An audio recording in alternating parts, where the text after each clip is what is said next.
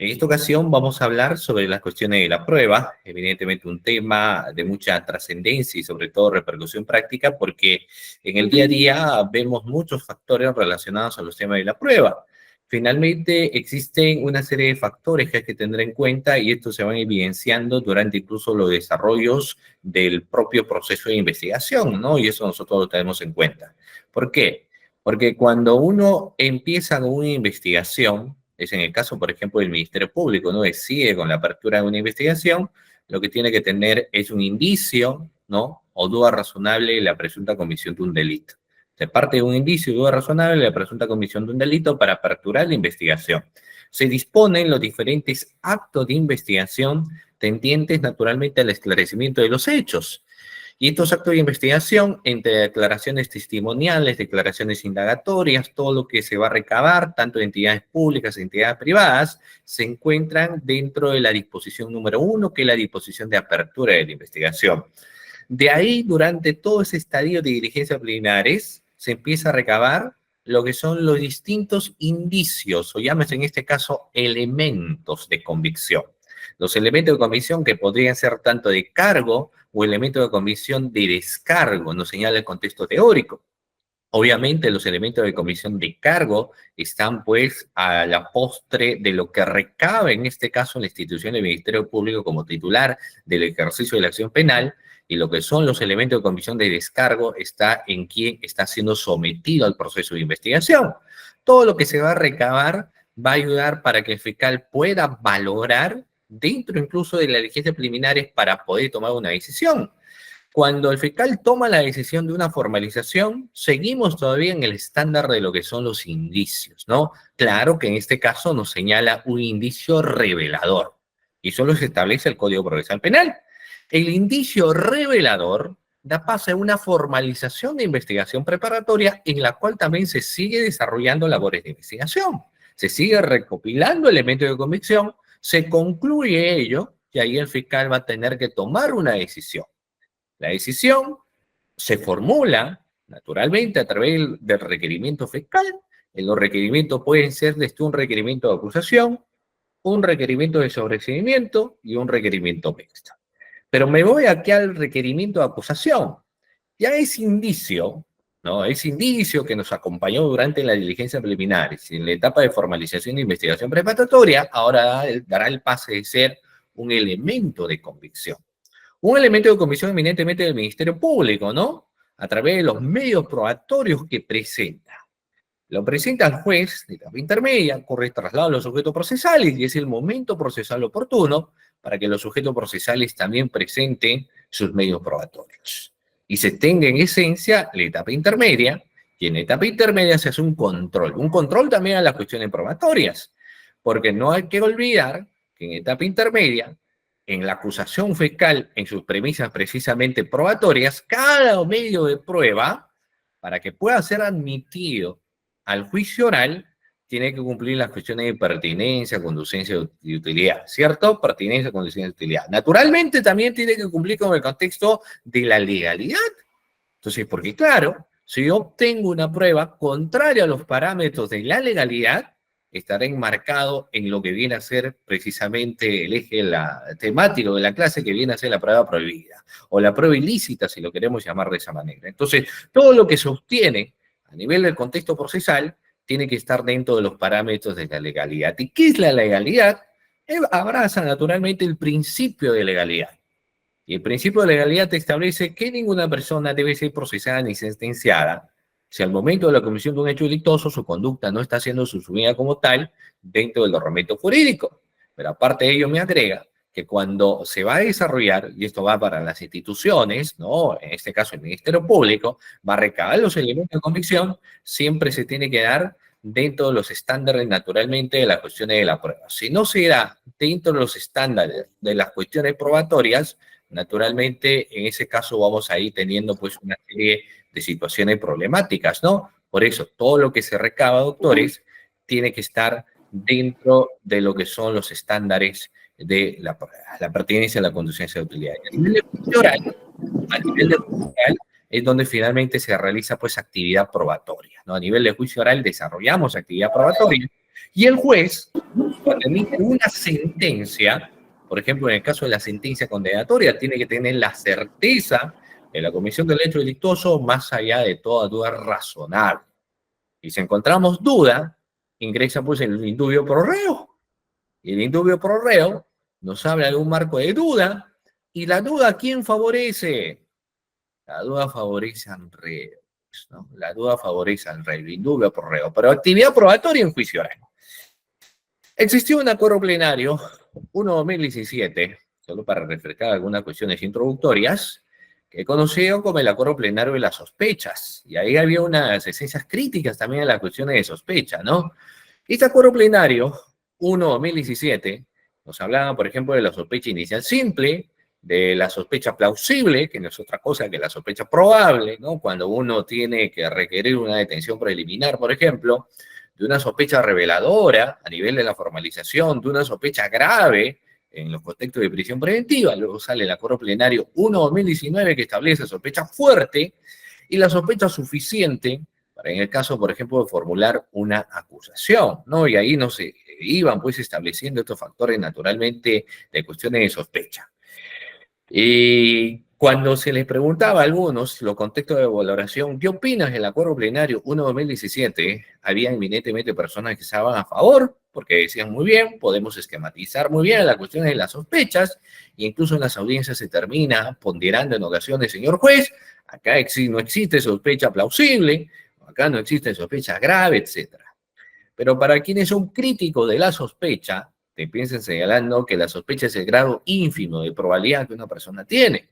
Claro, porque tú inicias con el contexto de sospecha, para luego dar pase al indicio, pasar pase a los elementos y finalmente hablar de las cuestiones de la prueba, ¿no? Y la eficacia que ésta puede tener dependiendo de cada caso en concreto.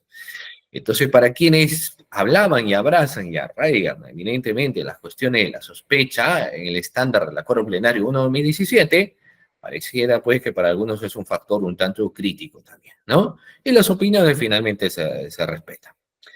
Dentro de los contextos de estándares también de la prueba, podemos señalar el derecho a la prueba.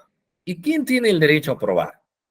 Dentro de los contextos pues, del derecho a la prueba, tienen lo que son sujetos procesales. En este caso, ¿quién tiene derecho a la prueba? Evidentemente, el Ministerio Público sobre él recae el ser el titular del ejercicio de la acción penal y poseer lo que se llama en este caso la carga de probanza.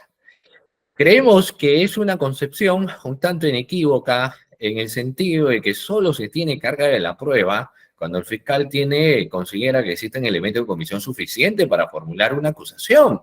No hay que olvidarnos que dentro de los parámetros del proceso también se habla de la existencia de un requerimiento de sobreseimiento. Entonces, lo que hace el fiscal es una labor de investigación. Naturalmente, va a tener su medio probatorio en el proceso cuando formula la acusación. El derecho a la prueba, sin embargo, no solamente está facultado en este caso para el fiscal, sino también para la defensa. Y acá, por ejemplo, es la interrogante y cuándo debiera ser en el momento procesal oportuno como para poder presentar un medio probatorio. En el caso, naturalmente, del Ministerio Público, cuando formula su requerimiento de acusación. Ahí presenta sus medios probatorios. Y en el caso de la defensa, el momento procesal oportuno es cuando se le corre traslado, el juez de garantías, corre traslado en el plazo de 10 días, para que la defensa naturalmente también pueda presentar sus medios probatorios. Hay un derecho a la prueba, entonces digamos. Ahora, existía naturalmente una valoración por parte del juez, pero el juez también tiene derecho a poder recurrir a las cuestiones probatorias sin necesidad de ser, digamos, quien está encargado de la labor de investigación, ni de la defensa, porque el juez hace una labor neutra finalmente de deliberación de la decisión a través de una resolución, ¿no? En la cual puede establecer la responsabilidad de carácter penal o la absolución de una persona. Pero no nos olvidemos que también el juez puede ampararse a través de lo que viene a ser naturalmente la prueba de oficio. Discrepantes para algunos, para otros muy bien, pero también tiene en ese sentido el derecho a probarse, ¿no? Claro. Existen una serie de contenidos respecto al derecho a la prueba, y acá lo vamos a señalar. Por ejemplo, vamos a ver de acá algunos de los 5 contenidos que tienen los factores de derecho a la prueba. Primero, derecho a ofrecer medio probatorio que consideran necesarios. Por eso es que se hace una valoración, por eso es que se hizo una etapa intermedia, por eso es que la prueba que se presenta en el juicio oral tiene que tener una serie de ponderaciones en los estándares probatorios partiendo de la legalidad de la misma, ¿no? Luego, a que sean admitidos, pero no es cualquier admisión. Necesariamente para que exista una admisión de los medios probatorios, como hace un momento hemos establecido, primero la admisión o el momento de tener los medios probatorios tendrían que haberse dado respetando los derechos fundamentales, respetando los derechos que establecen en la Constitución, como la inviolabilidad de las comunicaciones, como la inviolabilidad domiciliaria, entre otros aspectos, ¿no? Si no se ha dado ante la vulneración de un derecho fundamental, no significa tampoco que ese medio probatorio que se va a presentar tenga finalmente un contexto de valoración, porque ahí ingresa los estándares de la prueba, sobre todo en los criterios de cumplimiento de pertinencia, conducencia de utilidad, ¿no? Entonces, ese es otro contenido del derecho a la prueba. Adecuadamente actuados, evidentemente ahí vamos a ver el rol que tienen pues cada uno de los sujetos procesales. El Ministerio Público tiene carga de la prueba, por ende tiene que hacer una sustentación adecuada a su medio probatorio y la defensa puede también plantear una tesis demostrativa, entonces en base a ello hará también a través de sus medios probatorios, demostrará en este caso naturalmente la inocencia, por ejemplo, de su defendido, ¿no? Y que estos sean valorados de manera adecuada y motivada. ¿Ya? Todos esos vienen a ser, doctores, algunos de los criterios de los medios probatorios. Hemos hablado de quienes tienen derecho pues, a ofrecer medios de prueba. Vamos a avanzar un poco más aquí. Como estamos hablando, los temas de prueba finalmente son amplias y aquí vamos a hablar sobre el tema de la admisión de los medios probatorios. ¿Cuándo nosotros podemos considerar o qué es lo que se va a evaluar en un medio probatorio? Primero, la pertinencia. El contexto de pertinencia existe, en primer lugar, el análisis si este medio probatorio tiene relación o no tiene relación con los hechos en materia de investigación, ¿cierto? Si yo estoy investigando un delito contra la administración pública, llámese en este caso el delito de colusión, tipificado en el artículo 384 del Código Penal, entonces mis medios probatorios tienen que estar dirigidos, en el caso, naturalmente, del Ministerio Público, a probar la existencia de la concertación, a probar la existencia del pacto clandestino, el pacto colusorio existente entre los intraneos o los extraneos. Si yo presento otro medio probatorio no tendientes a probar ello, los aspectos de concertación, ni tampoco a las circunstancias precedentes, concomitantes, ni siquiera posteriores, entonces ese medio probatorio no tiene un auge de pertinencia. Pues la pertinencia es aquello que nos hace mencionar que el medio probatorio tiene relación con los hechos en materia de controversia, las cuestiones de pertinencia. En el criterio de la conducencia y lo que viene a ser la idoneidad, es a dónde queremos llegar con el medio probatorio, a dónde queremos ir, ¿no? ¿Qué quieres finalmente demostrar de tu teoría del caso? La conducencia, por ende, se establece en el grado de necesidad para poder a través de ello probar algo. ¿A dónde queremos llegar? Por ejemplo, si yo como medio probatorio presento lo que viene a ser requerimiento de levantamiento de las comunicaciones, levantamiento del secreto bancario, es porque yo a través de mi requerimiento de levantamiento de las comunicaciones quiero probar, por ejemplo, la existencia de una concertación. A través de mi requerimiento de levantamiento del secreto bancario, lo que yo quiero probar es que ha existido depósitos bancarios. A eso conduce mi medio probatorios. Si yo tengo un testigo presencial, entonces la conducencia de su declaración está relacionada a que él o estuvo presente, por ejemplo, en la fiesta, y ahí pues no sucedió nada extraño, ¿no? La conducencia por eso tiene parámetros con el contexto también de la unidad. Cuando ya cumplimos los factores de pertinencia, conducencia, entonces la utilidad es finalmente relacionada al contexto a cuánto ayuda a la tesis que yo estoy presentando. Puede ser que sea pertinente, puede ser que sea conducente, pero que no sea útil. Por ejemplo, si el fiscal presenta una acusación, ustedes saben que es una narración de los hechos, se evalúan las cuestiones de hechos precedentes, concomitantes y posteriores. Lo que es posterior en fase de agotamiento de las cuestiones delictuosas, no tiene pues ningún tipo de relevancia probar lo que sucedió después. Lo que nos interesa es probar en los hechos concomitantes. Entonces, para que sea útil mi medio probatorio, estos tienen que estar arraigados a las cuestiones de los concomitantes, ¿ya? Muy bien, vamos a ver. Después de haber señalado ello, vamos a mencionar lo siguiente. Fíjense ustedes. Entonces, aquí tenemos estos criterios de pertinencia, conducencia y utilidad, que son factores iniciales, de lo cual obviamente estamos señalando. Luego ingresa el contexto de la licitud, y la licitud va de la mano de los factores de la prueba prohibida, ¿no? Porque ¿qué te dice la licitud? No pueden admitirse medios probatorios obtenidos en contraversión del ordenamiento jurídico, lo que permite excluir supuesto de prueba prohibida, ¿no? El supuesto de prueba prohibida. Ahora, la cuestión de la prueba prohibida también tiene una serie de excepcionalidades con los últimos cambios y modificatorios al contexto de la prueba prohibida, ¿no? Pero entonces, ¿qué nos señalaba? Que a nivel de un factor de investigación, cuando el fiscal, por ejemplo, considere, porque se está investigando un caso de una presunta organización criminal o una banda delictiva, entonces lo que dice, por ejemplo, en este caso, el fiscal es que quiere hacer uso de la videovigilancia. Y no hay ningún problema, ¿no? En hacer uso de la videovigilancia si yo me pongo a la postre enfrente de una casa, ¿no? Yo me pongo al frente de una casa y los efectivos policiales empiezan a hacer la videovigilancia correspondiente, ¿no? Ahí no existe pues ningún tipo de cuestión problemática, pero está enfocando mi casa. Bueno, ahí ingresa aquella tesis que señalaba en los criterios de culpabilidad si se le puede imputar reproche a una persona que termina filmando, por ejemplo, a un señor o una señora que acaba de salir de la ducha. Y esta persona que sale de la ducha deja pues ahí la ventana abierta, ¿no? Y el señor, bueno, empieza a grabar y ahí el eje de pregunta es, ¿y de quién viene a ser la responsabilidad? La responsabilidad es acaso de quien se estaba duchando y dejó abierta la ventana porque debería tener niveles mínimos de autocuidado o autoprotección, o es que la responsabilidad es de quien estaba grabando. Hay un dilema, pero en los contextos de la libre libertad de poder hacer grabaciones externas, uno puede grabar pues a los lugares que uno considera necesario. Y en este caso más iba por un tema ético, ¿no? De no hacer esas cuestiones. Pero bueno, ¿qué tiene que ver ello en lo que estamos señalando? Yo les estoy explicando que a nivel de un contexto de una investigación, el fiscal puede decidir hacer la videovigilancia. La videovigilancia inicial no necesita ningún tipo de orden judicial. Sin embargo, a veces en cuestiones prácticas es bastante complicado solamente poder darnos cuenta de la existencia del componente de una banda delictiva o de una organización criminal a través de una videovigilancia externa. Entonces, el Código Procesal Penal te faculta de que se puede hacer videovigilancia interna.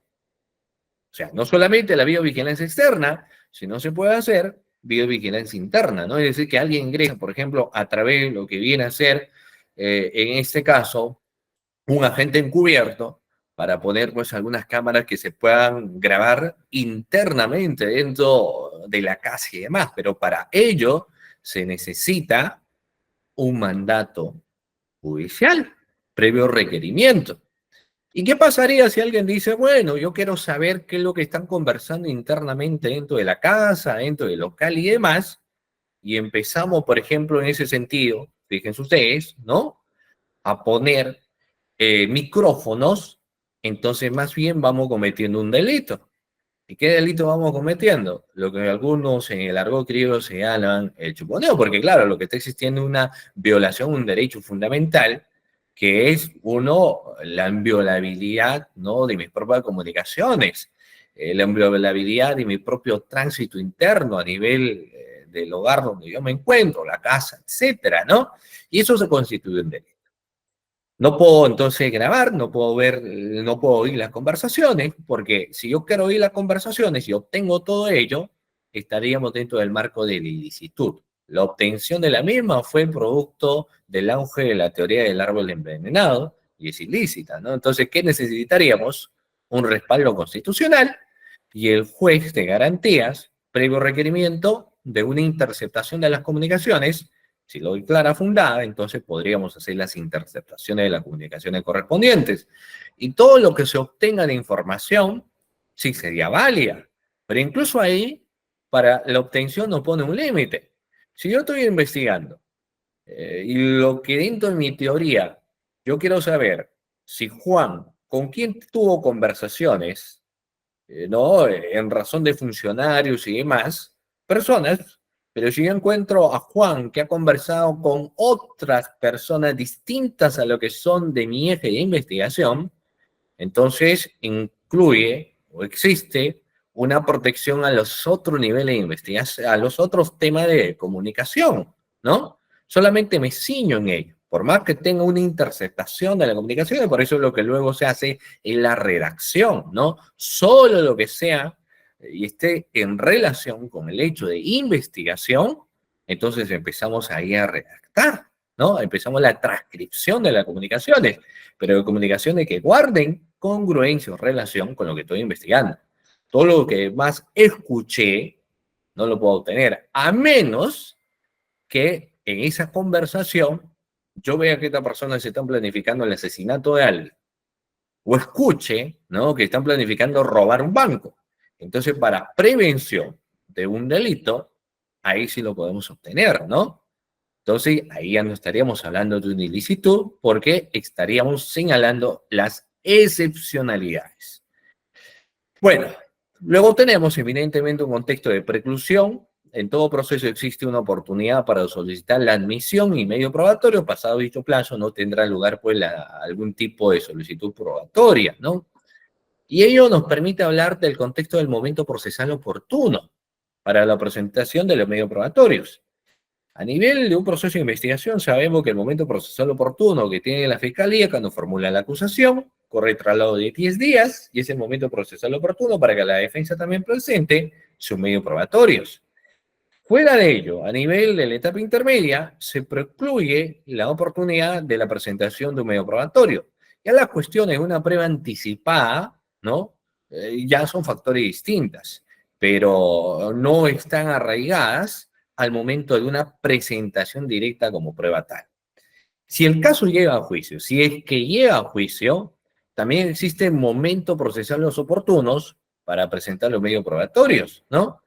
¿Y cuáles vienen a ser los momentos procesales oportunos para presentar los medios probatorios? Una de ellas es a través de lo que se conoce como prueba nueva. Y la prueba nueva tiene dos facciones, ¿no? Una de ellas se entiende cuando ha sido de conocimiento, ¿no? Y así nos empieza estableciendo con conocimiento, oigan, de que esta admisión probatoria fue con posterioridad a la audiencia de control de acusación. Así nos establece, ¿no? Fue con posterioridad a la audiencia de control de acusación.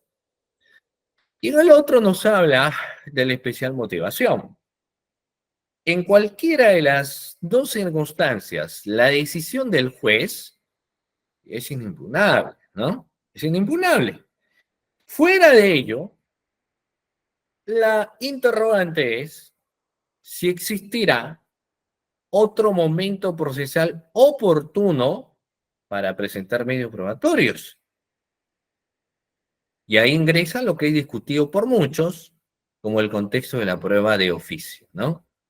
Porque muchos dicen que la prueba de oficio tiene imparcialidad, en fin, pero ese es el momento en el cual, por ejemplo, tanto el fiscal, el abogado defensor, podrían solicitar prueba de oficio previo del debate o lo que surgió del debate eminentemente de la audiencia en juicio oral, ¿no? Entonces, como hemos visto, doctores, estamos señalando pues los criterios de lo que finalmente nos peticionan a través de las admisiones probatorias, cuestiones de pertinencia, conducencia, utilidad, licitud, y hablamos el contexto de la preclusión y eventualidad. ¿Ya? Los factores de probanza serán importantes tener que señalar, por supuesto que sí. Voltaire señalaba lo siguiente: es mejor exponerse a absolver a un hombre culpable que condenar a un inocente. Si Voltaire señalaba ello, existe naturalmente pues una interpretación muchísimo más amplia, porque en contexto procesales, ¿qué es lo que, por ejemplo, se exige al juez para emitir una sentencia? ¿No?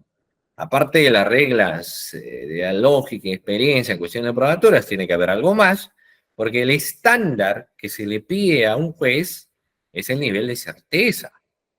Y el nivel de certeza es bastante discrepante porque es el nivel de seguridad. Es decir, un nivel de certeza sería como lo que sucede en un contexto de flagrancia stricto sensu.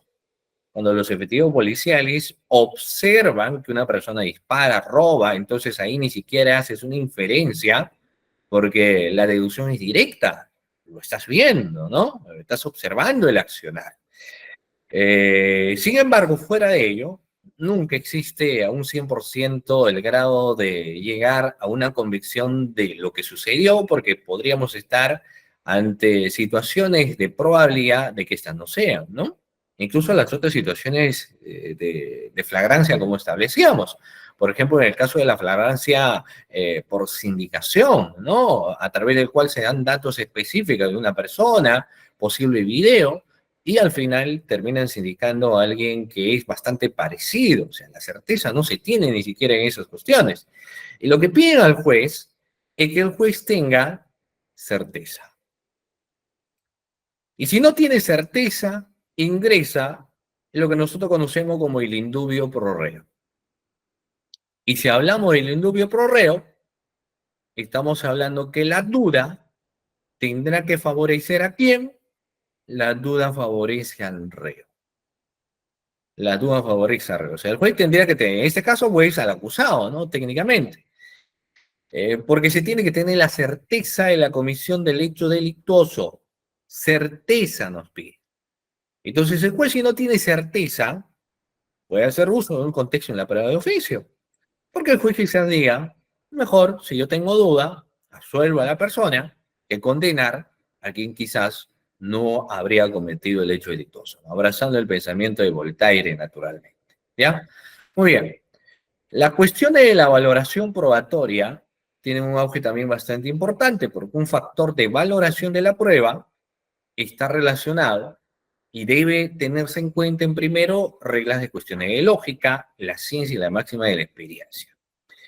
Estos dos últimos, o este primero y último, lo lógico, digamos, ingresa en un valor de probabilística, pero la logicidad lo vamos a establecer en cuestiones, por ejemplo, las ponderaciones de prueba indiciaria, ¿no? Las cuestiones de prueba indiciaria nos pueden arraigar a cuestiones de que es lógico que haya sucedido algo. Por ejemplo, llamadas entre los integrantes del comité de selección con un proveedor, depósito a las cuentas bancarias de cada uno de ellos, ¿no? O sea, podemos ver ello.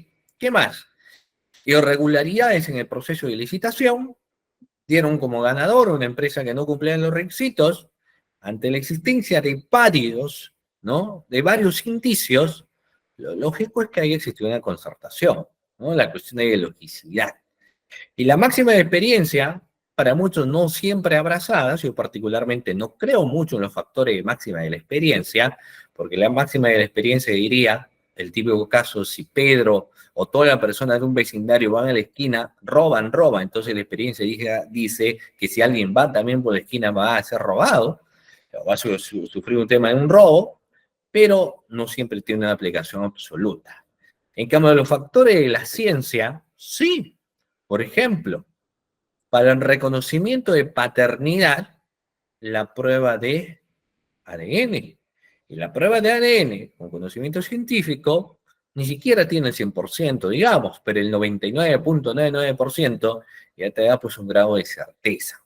Entonces, en ese sentido, seguramente el juez no tendrá el 100% de la certeza, pero con un 99.99% es suficiente como para poder emitir una sentencia de carácter condenatoria, por ejemplo. Dicho ello, vamos a irnos ahora a mencionar precisamente lo que inicialmente hemos señalado, el contexto de la licitud de los medios probatorios, para que luego hablemos del contexto de prueba prohibida. Como hace un momento estábamos estableciendo, a través del contexto de la prueba prohibida o prueba ilícita, no hay que confundir la prueba prohibida es igual a la prueba ilícita, hay un factor diferente de la prueba irregular, ¿no? Son situaciones distintas. En cambio, la prueba prohibida siempre se va a dar ante la vulneración de derechos fundamentales reconocidos en el marco constitucional. Porque yo ahorita puedo tener todo el derecho de conversar, digamos, termina la clase, pero puedo conversar con mi esposa, con mis hijos y demás. Todo lo que conversamos nosotros queda en cuatro paredes, ¿no? Nadie puede poner un micrófono oculto y en base a ello grabar toda la conversación que yo tengo, porque si obtienen de eso, es tema de una prueba prohibida, ¿no?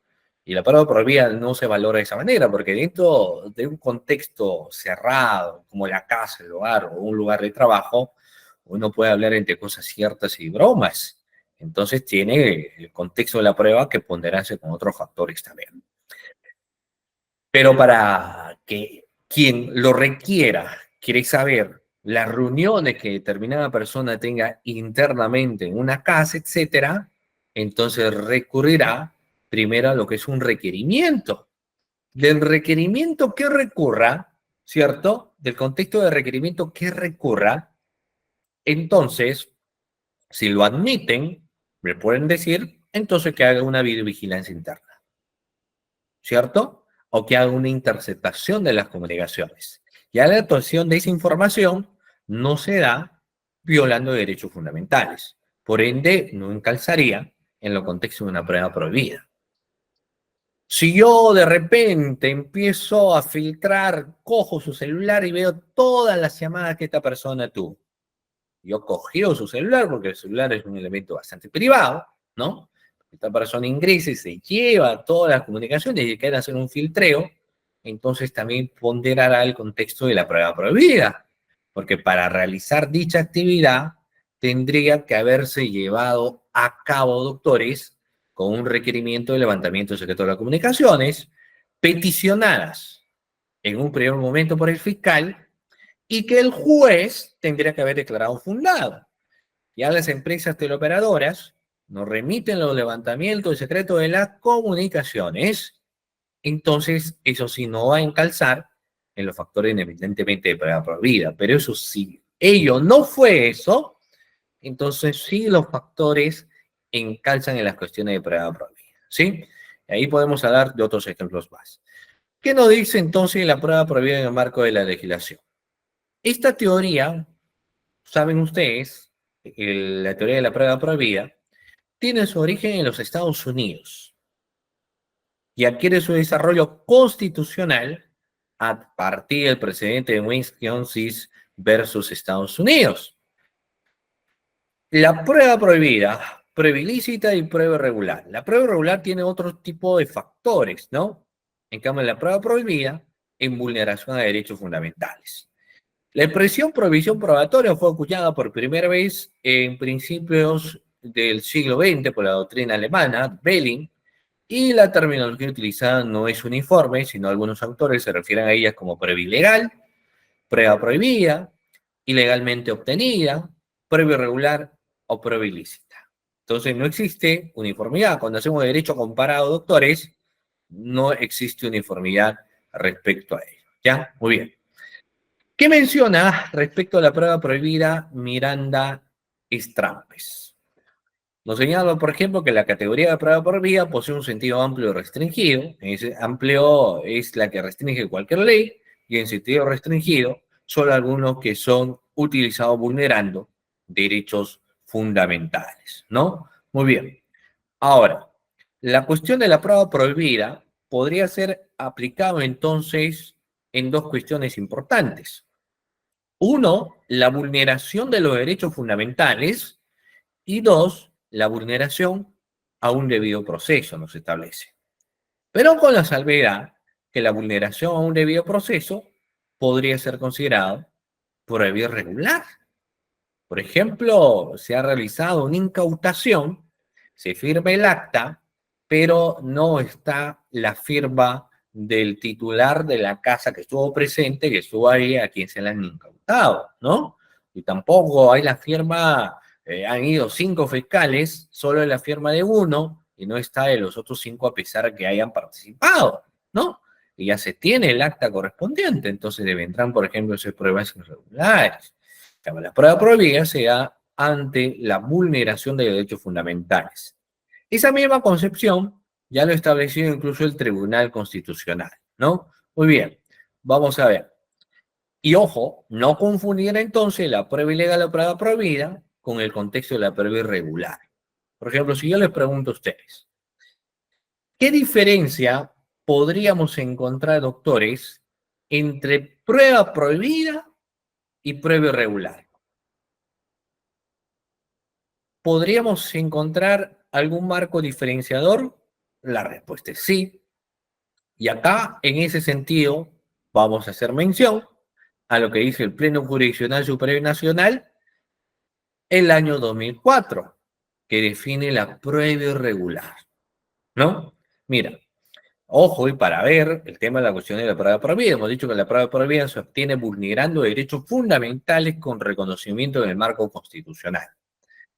En cambio, en el caso de la prueba irregular, también conocida como prueba defectuosa, estamos ante un supuesto de fuente de prueba obtenida legítimamente, pero por defecto del medio de prueba, es decir, la observación de formalidades o en su incorporación, adolecen pues de ineficacia, ¿no? Muy bien, vamos a ver entonces en ese sentido lo que nos habla pues la cuestión de los medios probatorios para decir que es una prueba irregular, ¿no? Por ejemplo, ustedes saben que uno de los medios probatorios existentes es el tema de las declaraciones, ¿no? Las declaraciones testimoniales.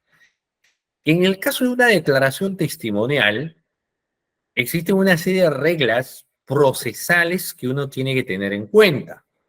Por ejemplo, la obligatoriedad de preguntarle al testigo si tiene la necesidad de tener un abogado presente que le asista en su tema de declaración o no le asista en su tema de declaración. Pero es algo que se le tiene que preguntar necesariamente. Es una decisión ya del testigo. Luego de ello, existen pautas después de las preguntas naturalmente existentes, el hecho de tener que preguntarle si tiene que agregar algo más a su declaración. Y el testigo puede decirle tanto y cuanto él considera necesario. Y lo otro es tener que firmar. Pero ¿qué pasaría si estamos, no lo sé, ¿no? Ante un marco situacional donde lamentablemente no hicieron firmar al testigo? Así que el testigo se fue, ya le sacaron copia a esa declaración sin firma testimonial, entonces vendrá a ser una prueba irregular. Yo luego no podría decir, por ejemplo, mira, que se pondere la declaración, pues, porque el testigo dijo esto, lo aquello, lo otro, lo esto, ¿no? El testigo dio su versión. Todo lo que queramos, pero ya esto devendrá naturalmente en lo que viene a ser una prueba irregular, doctores, ¿no? Viene a ser una prueba irregular en ese factor, ¿ya? Hay que tener en cuenta. Otro aspecto más. Un medio de prueba son los estándares de la confesión. Ustedes saben que la confesión tiene una norma inicial procesal y una norma de valoración de la confesión. En la norma inicial es que quien quiera confesar tendría que aceptar los hechos en la imputación. Si hay una aceptación, recién vamos a la valoración de dicha confesión. Y la valoración nos dice que tiene que darse una persona que está en sus facultades psíquicas normales, es decir, que no sea una persona contendiente a mentir o un mitómano compulsivo, es decir, persona que inventa cosas, señala cuestiones inexistentes, no, sino que se establece naturalmente que tiene que ser una persona que esté con las facultades normales, ¿no? Tiene que estar en presencia del juez para dar la cuestión de valoración y el abogado defensor. Pero ¿qué pasaría si esa confesión no se da ante la presencia de un sujeto procesal, no se da ante la presencia del juez? Entonces, esta devendrá a ser en una prueba irregular. Y así podemos hablar de la pericia también. La pericia existe todo un protocolo para llevar a cabo una pericia. Existe la juramentación del perito, existe el señalamiento del objeto pericial, las conclusiones de la pericia y demás factores eminentemente importantes. Si estas no se han cumplido, cualquiera sea el factor existente, entonces devendrán en ser doctores en una prueba irregular, ¿no? Porque verán, todo lo que se obtuvo no fue de forma ilícita, pero por ocasiones, por mal manejo, desconocimiento de quien estaba a cargo de ello, es la que le vienen pruebas irregulares. ¿Ya? Muy bien. Ahora, acá vamos a ver, por ejemplo, el siguiente factor. Fíjense usted que la prueba prohibida y algunos dicen la prueba irregular. César San Martín menciona la importancia de establecer el marco de diferenciación entre la prueba prohibida e ilícita. ¿Y cuál es ese marco de diferenciación que lo establece? Nos dice, hay que establecer qué es lo que se está vulnerando. Y hace un momento hemos señalado que se vulnera en el caso de la prueba prohibida. La vulneración en el caso de la prueba prohibida son derechos fundamentales, ¿no? Reconocidos en el marco de la Constitución. Pero, y por ende, la prueba prohibida, si se da ante la violación de un derecho fundamental, el efecto que esta va a tener es la nulidad. O cuando alguien solicita la exclusión de esa prueba, es porque lo quiere nula en el proceso, ¿no? Muy bien, porque lo devienen de un acto irregular. Ahora, en cambio, en el caso de la prueba irregular, no hay una subsanación. Es algo también que hay que señalar, ¿no? Porque si ya no han firmado los sujetos procesales, no se ha cumplido con las reglas para llevar a cabo una pericia, entonces no va a ser el hecho de señalar de que, bueno, yo finalmente puedo subsanar ello, ¿no? Si esto se evidenció en esos términos, entonces siempre caerán el tema de la prueba irregular, ¿ya? Y no se van a subsanar, pero no se ha vulnerado tampoco un derecho fundamental, ¿ya? Muy bien. ¿Qué efectos tiene la prueba prohibida? En el caso de los efectos de la prueba prohibida, doctores, vamos a ver lo siguiente. Dentro del proceso penal, las pruebas prohibidas carecen de efectos jurídicos positivos, tal como establece el artículo 9 del título preliminar del Código Procesal Penal. Sin embargo, la doctrina jurisprudencial ha establecido excepciones en donde sí tiene efectos jurídicos positivos, nos dice, ¿no? Muy bien. Por ejemplo, vamos a ver ahí lo siguiente. El típico caso de la teoría del árbol envenenado. Siempre cuando se habla del contexto de la prueba prohibida, siempre vamos arraigando la teoría del árbol envenenado.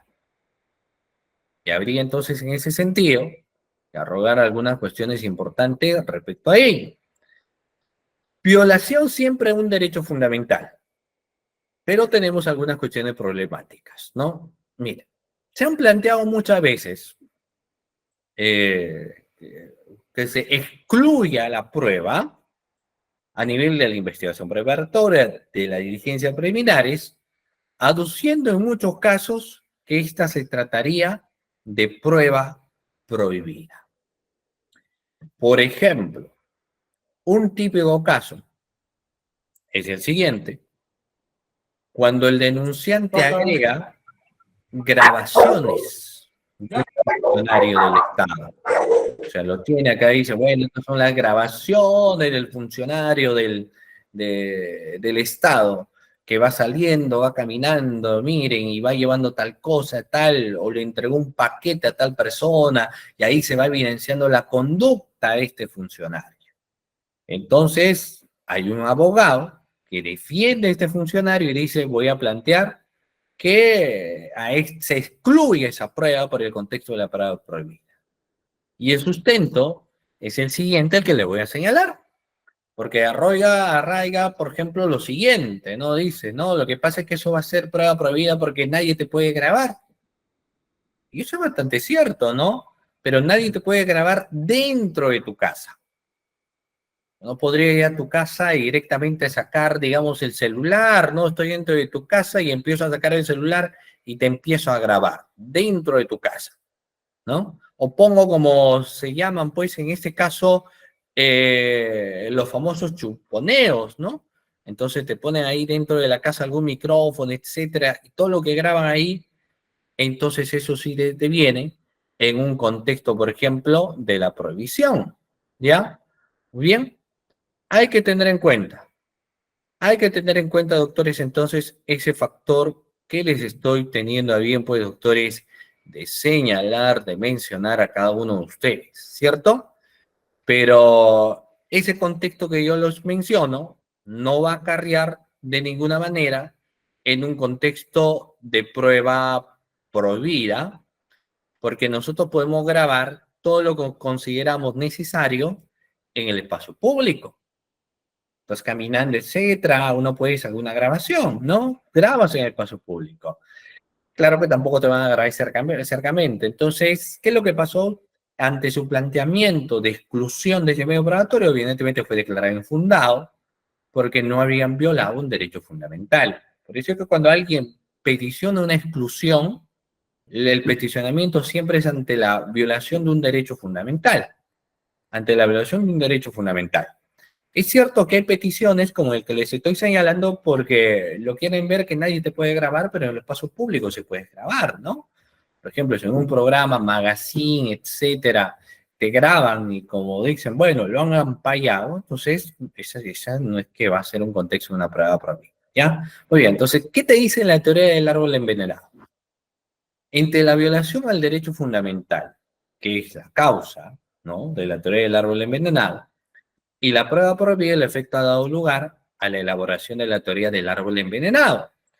Dicha teoría manifiesta que las pruebas derivadas de la prueba prohibida tienen como efecto la inutilización de la misma, pero hay excepciones. Eso lo vamos a ver más adelante. ¿Cómo así que hay excepciones? Pues bueno, hay que ver. Mire, si yo he obtenido a través de un chuponeo, ¿no? A través de un chuponeo yo he obtenido cierta información, me han señalado nombres, ¿no? Pero todos los nombres que yo pude haber obtenido, la información que yo tengo, devendrán en ser producto del árbol de la teoría del árbol envenenado. Entonces, esto devendrán en ser prohibidas, ¿no? Habrá prohibiciones. Todo lo que se obtuvo con vulnerando una irregularidad, un derecho fundamental, no será válido. Así nos establece.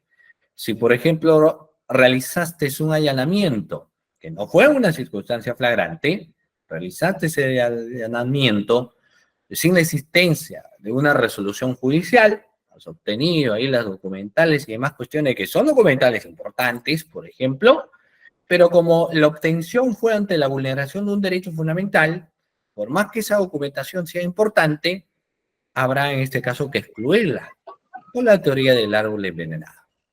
Sin embargo, se plantea, por ejemplo, aquí una serie de circunstancias, ¿no? Mire, la teoría de la fuente independiente, que sostiene que se puede valorar la prueba derivada de una directa obtenida con violación constitucional, siempre que dicha evidencia provenga de otra fuente diferente e independiente. Esta doctrina está muy extendida, ¿no? Que es la teoría del hallazgo inevitable. Se trata de algo similar a la fuente independiente, pero basada en un juicio hipotético que se permite seguir la investigación hasta la fuente independiente por encontrarse una investigación en curso, es decir, situación flagrante, ¿no? Fíjese lo que estamos señalando. La fuente diferente e independiente en la teoría del hallazgo inevitable. ¿Cómo es el hallazgo inevitable? Bueno, si yo estoy investigando a personas que serían parte de una organización criminal, ¿no? Y yo tengo como objeto de mi investigación una organización criminal que se dedicaría al narcotráfico, yo considero que es una organización que se dedica a ello, pero luego a través de sus conversaciones me doy cuenta que hablan pues también de otro tipo de delitos que cometen o nexos de organizaciones a ellos, bandas directivas, donde no solamente planificaban los temas del narcotráfico, sino de la extorsión, incluso el sicariato. Entonces, todo lo que se escuchó, todo lo demás, vendrán a ser producto de la teoría del hallazgo inevitable. Porque si estoy haciendo una interceptación de las comunicaciones, es muy posible que yo me entere de varias cosas, escuche varias cosas, ¿no? Entonces ahí va a recaer esa teoría. Ahora, sí es cierto que la regla nos señala que tiene que ser una situación de características de flagrancia, ¿no? Muy bien. En el caso de la prueba ilícita, ustedes saben que la legislación nacional, suele llamarle prueba ilícita o prueba prohibida, ¿no? Y incluso tiene otros nombres también.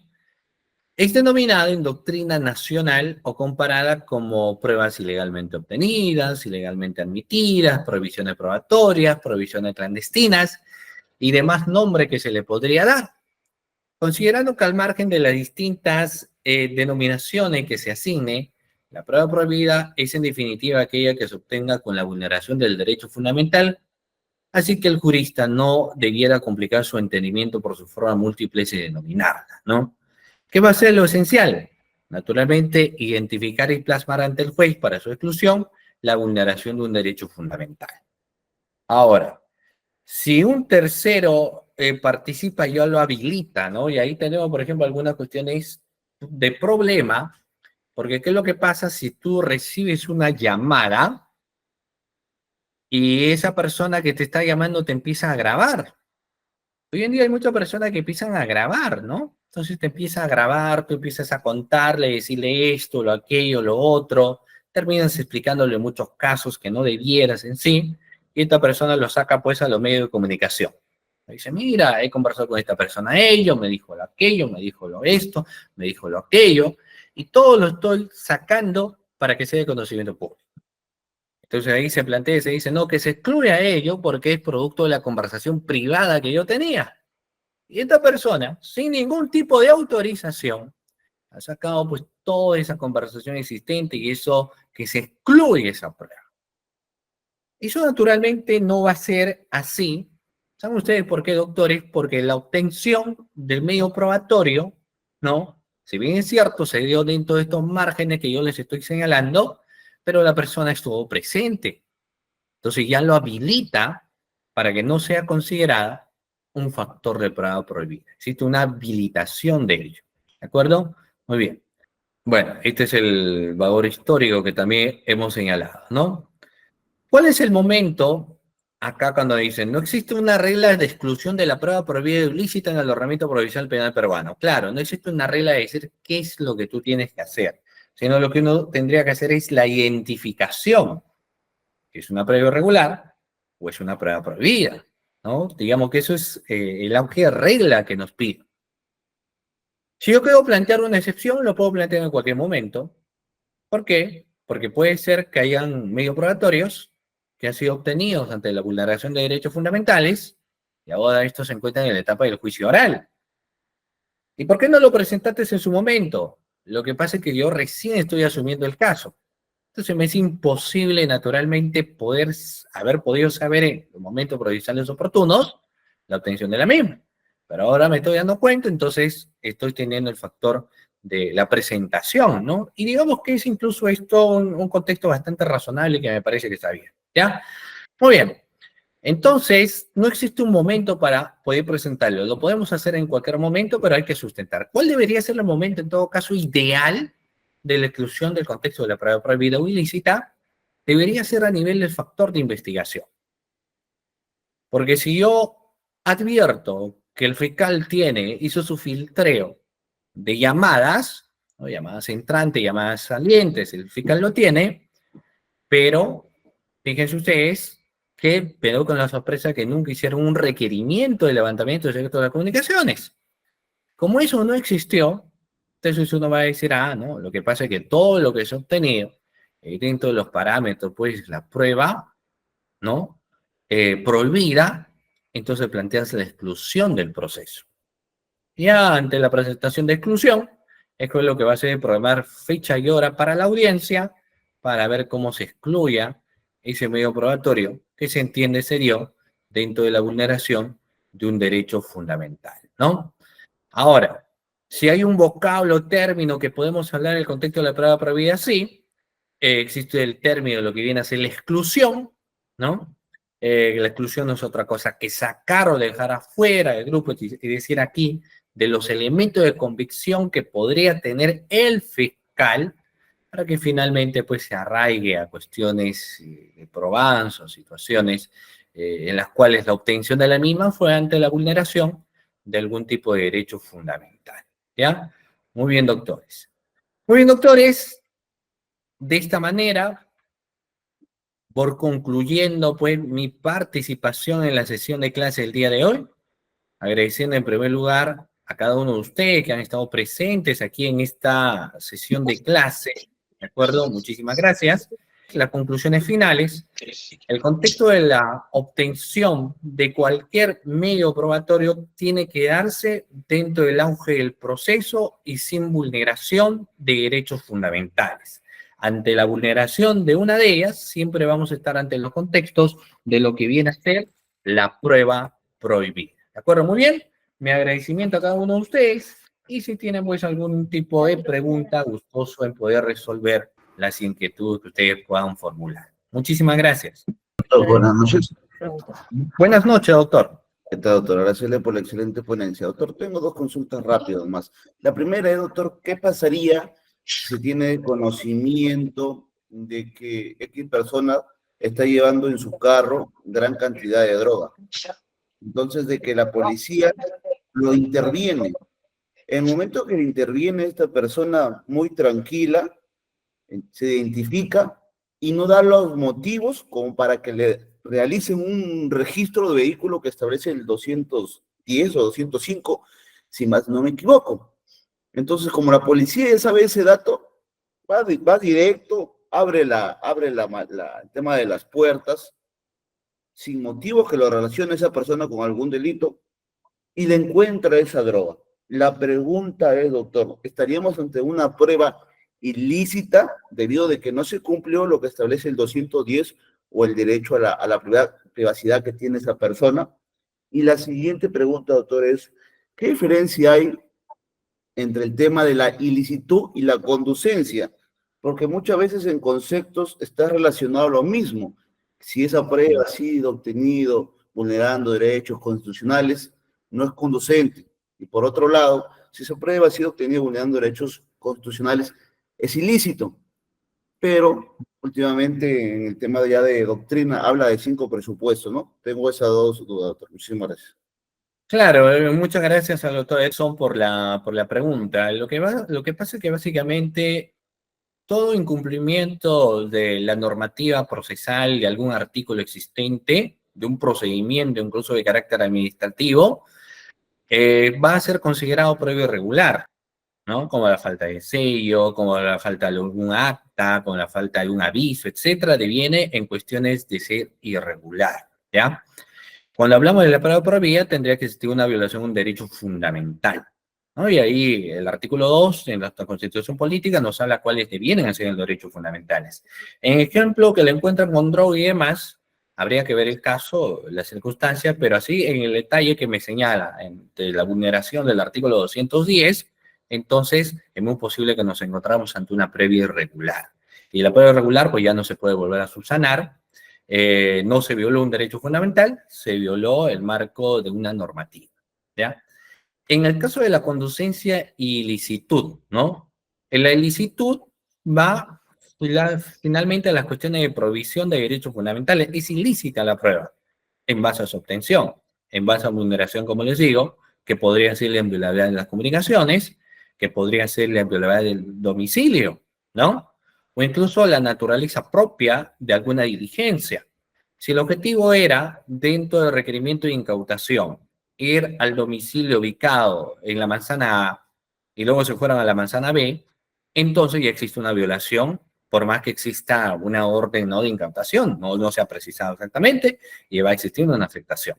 ¿De acuerdo? En la cuestión de conducencia, claro, es cierto que el factor de conducencia se tiene que dar sin que exista, pues, una vulneración o no devenga de ser ilícita. Pero en un factor, digamos, de probancia, la conducencia está relacionada más bien a dónde queremos llegar con ello, ¿no? ¿A dónde queremos llegar con ello? Ya el conducente ya más presentado tus testigos, más presentó tu pericia, pero ¿qué quieres demostrar con ello? ¿Qué quieres llegar? ¿Qué quieres probar? ¿No? Ahí va por eso la conducencia, por eso de pertenencia, conducencia y utilidad. A veces puede ser pertinente, conduce a algo, pero no es útil, porque la conducencia solamente son para probar los hechos precedentes. Se es un medio probatorio para decir que él era funcionario. Ya, ok, lo tenemos, era funcionario, pero ¿en qué va a ser útil si acá el grado de imputación es tener que ver que él participó o no participó? Finalmente ello no es útil, ¿no? O sea, es pertinente y conducente, pero no debiera ser útil, ¿no? Esos son los factores que se suelen analizar. Muchas gracias, doctor, por la pregunta. Doctor Emerson, buenas noches. Mi Buenas noches, pregunta, doctor. sobre el caso coyuntural de las grabaciones del celular de Alan García, ¿no? Que se obtuvieron en el allanamiento y salieron pues los abogados y hubo todo un tema de coyuntural, ¿no? Al respecto sobre si se podían hacer públicos la información que había en los celulares de Alan García, ¿no? Claro, sí, ese es algo bastante interesante y que nos va a permitir explayarnos un poco más en el siguiente sentido también. Miren, ustedes saben que en esa diligencia del caso Alan García, lo que se requirió fue una incautación y una detención, ¿no? Ese es el primer objetivo. Me parece, obviamente, como viene pues como algunos señalan, los tres en uno, ¿no? Decerraje, detención y incautación. O sea, funciona, decerraje, incautación y detención. El decerraje, si es que por ahí no existe ningún tipo de problema en la cual la persona te deje ingresar, entonces no es necesario ingresar al decerraje. Pero rápidamente hay que proceder a la detención. En el caso en concreto, bueno, sabemos la historia, qué es lo que pasó, ¿no? Subió, ingresó, hay un disparo, bueno, hay quienes dicen que se mató, quienes no se mató, y ahí queda el tema. Tenía que seguirse con la diligencia, porque el objetivo no solamente era la incautación de los celulares o demás bienes que tenía Alan García, sino qué conexión tenía todo lo que se obtenía con las demás personas. Ahora, propio de la diligencia está incautar eminentemente los celulares de por medio. Entonces se tienen los celulares, ¿no? Ahora el tema es si esos celulares que se han obtenido ahí son producto eminentemente de un requerimiento de incautación. Como ya tienen incautado, van a tener que hacer primero un requerimiento de confirmación de incautación para que no devengan ser irregular. Ya cuando hay una confirmación de incautación va a decir hemos incautado este celular. Ya hay una confirmación de incautación y ahí se va a tener que ponderar la llamada. Pero todas esas comunicaciones tienen que estar a nivel del secreto de la investigación. Si alguien lo prolifera, lo saca eminente, de empezar, ya se desvirtúa la reserva de una investigación y va a tener que haber una responsabilidad de quienes sacan las conversaciones, ¿no? Porque claro, uno diría, pero ahora ya Alan García no está vivo y que nos interesa el celular, sí, pero lo que nos interesa saber es con qué otras personas habría tenido comunicación y si estas otras personas, qué vinculación tienen, si están, forman parte o no forman parte de alguna actividad, y eso se va a tener que ponderar. En base a esas comunicaciones, luego eminentemente el fiscal tendría que hacer un requerimiento de levantamiento de las comunicaciones, ¿no? No solamente el filtreo de la comunicación, un requerimiento para saber estos funcionarios cuándo, cómo y en qué tiempo se conversaron, por ejemplo, conversaron con Alan. Digamos, ese es el procedimiento. Si no hay un procedimiento, va a devenir en ser en prueba irregular. Es una prueba irregular.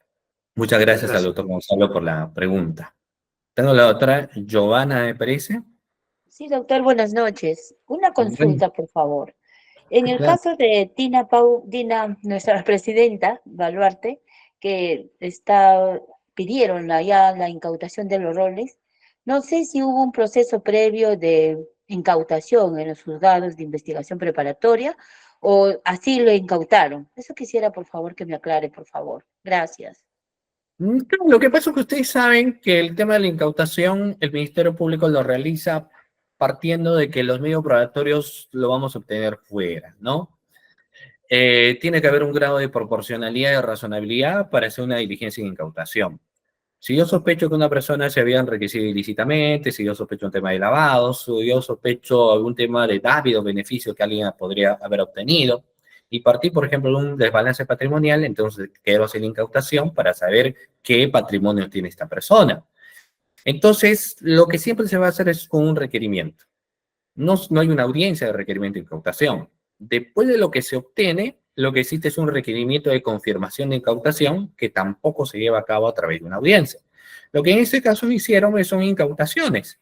De la incautación obtuvieron, me parece, ello, y de esa obtención va a haber eminentemente una confirmación y de lo obtenido tendrá que ser un elemento para ver cómo lo entrelazan. Porque de por sí solo la obtención de un objeto por sí solo no va a ser determinante para imputar algo, etcétera, ¿no? Tendrían que haber otros elementos más. Entonces, más que una prueba directa, el Rolex se va a convertir en una prueba indiciaria, pues, ¿no? Un indicio. Y un solo indicio es insuficiente para sancionar o condenar a alguien, ¿no? Tendrían que haber otros elementos impeditivos. ¿Sí? Gracias, doctor. Sí, muy bien. Me parece que no habiendo más preguntas, me quiero agradecer en primer lugar a EFAJA por la invitación, a ustedes que son y están presentes aquí en esta sesión de clase, doctores. Son 318 personas que están conectadas. Muchísimas gracias. Y bueno, mi nombre es Sergio Emerson y yo mediante espero verlos en una próxima oportunidad. Muchísimas gracias.